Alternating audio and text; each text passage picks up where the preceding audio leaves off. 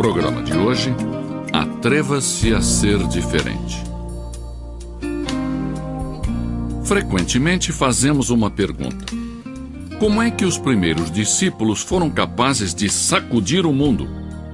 E hoje milhares de cristãos não conseguem sequer fazer cócegas. A razão é simples.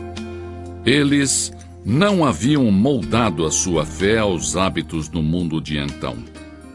Eram possuidores da verdade e sua fé não fazia concessão de princípios. Martinho Lutero, perante a grande convenção de sua época, declarou: "Aqui estou, e que Deus me ajude.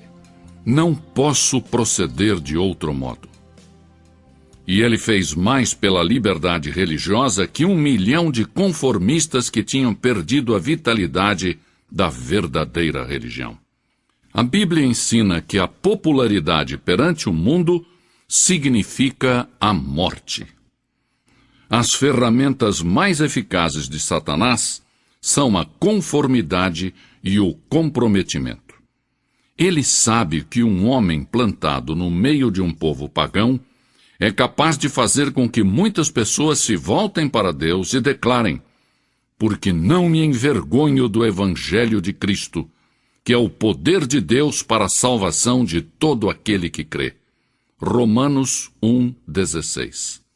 As palavras do apóstolo Paulo: "Já não vivo de acordo com as regras deste mundo", pesam e significam muito para nós hoje em dia.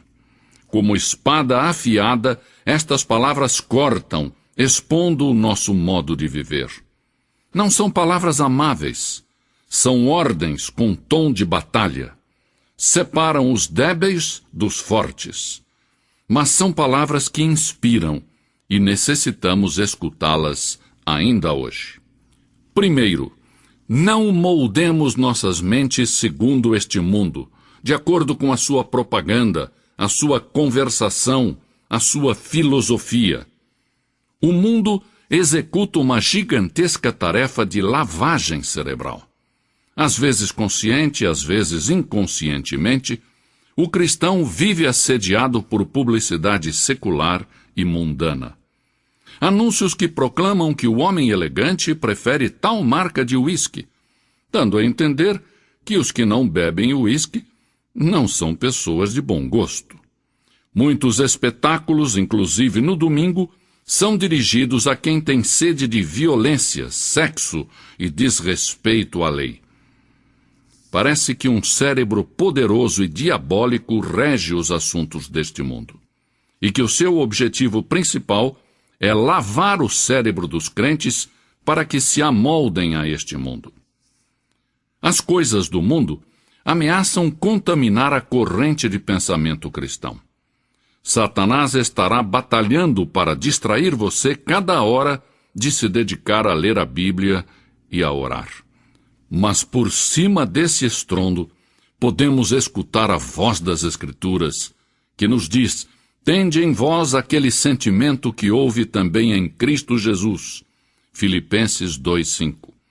"E não vos conformeis a este mundo, mas transformai-vos pela renovação da vossa mente, para que experimenteis qual seja a boa, agradável e perfeita vontade de Deus."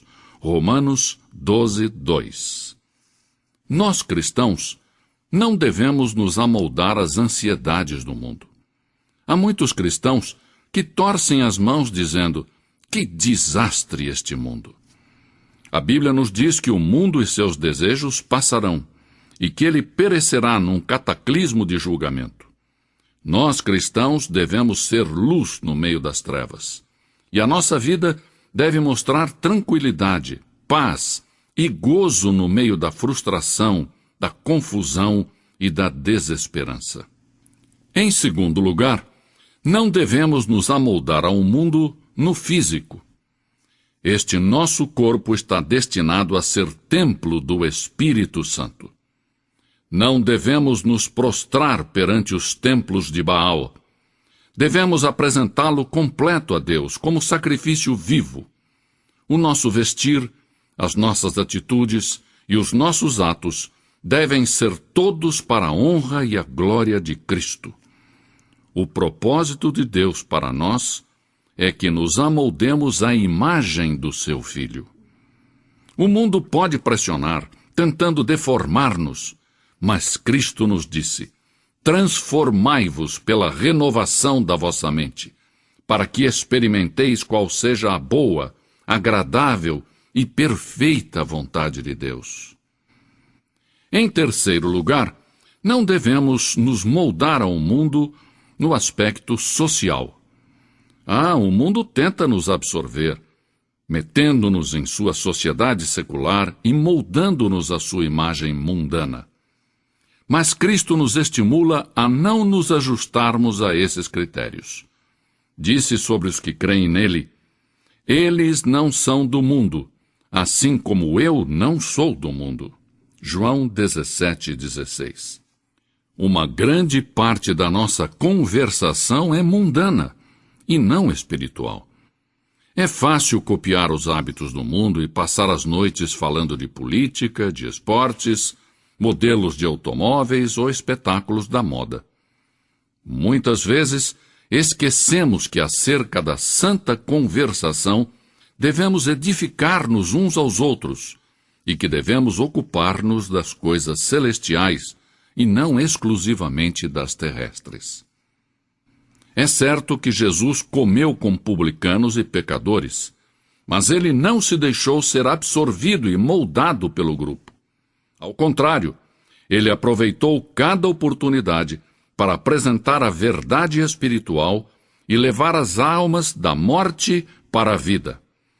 Os nossos contatos sociais devem ser não apenas agradáveis, mas também úteis, como oportunidades para compartilhar a nossa fé com aqueles que ainda não conhecem a Cristo de perto.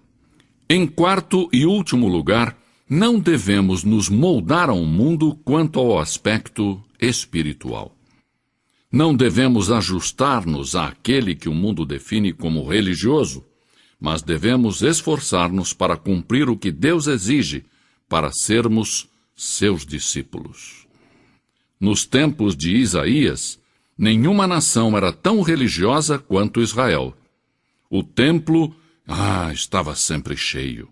O sangue dos sacrifícios fluía no altar. O povo observava estritamente as festas religiosas, e na casa de Deus ressoavam as orações. Mas o culto de Israel carecia de profundidade, de devoção genuína. A nação estava deteriorando a moral, apesar de que as multidões enchiam o templo. Pela boca de Isaías, Deus então disse: não continueis a trazer ofertas vãs. O incenso é para mim abominação. As luas novas, os sábados e as convocações de assembleias, não posso suportar a iniquidade e o ajuntamento solene. Isaías 1:13. Logo, Isaías indicou ao povo como voltar a obter o favor de Deus. A este povo, que era membro da igreja, a este povo que tinha sido educado de acordo com as formalidades das suas leis religiosas, mas que não vivia corretamente durante a semana, Isaías os advertiu acerca do castigo divino. Logo, disse-lhes como se purificar do seu pecado. Isaías disse: lavai-vos, purificai-vos, tirai de diante dos meus olhos a maldade dos vossos atos. Cessai de fazer o mal. Vinde, pois, e arrazoemos, diz o Senhor.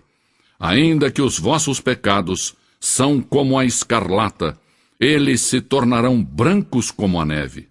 Ainda que são vermelhos como o carmesim, tornar-se-ão como a lã branca. Isaías 1:16, 18. Há milhares de pessoas que não se entregam a Jesus Cristo porque se moldaram ao mundo. Temem ser chamados de fanáticos ou de puritanos. Mas o cristão verdadeiro não é conformista. Assim, apelo aos cristãos de todas as partes que se tornem seguidores fiéis de Jesus Cristo, que não se amoldem ao mundo, mas antes dia após dia, se transformem na própria imagem da pessoa de Jesus Cristo. E você? Você que está ouvindo este programa e ainda não conhece a Jesus de perto. O meu convite a você é para que entregue agora mesmo o seu coração, a sua vida, por completo a Jesus. A sua vida se renovará e você será uma nova pessoa em Cristo Jesus. Deus assim o abençoe. Amém. Minha esperança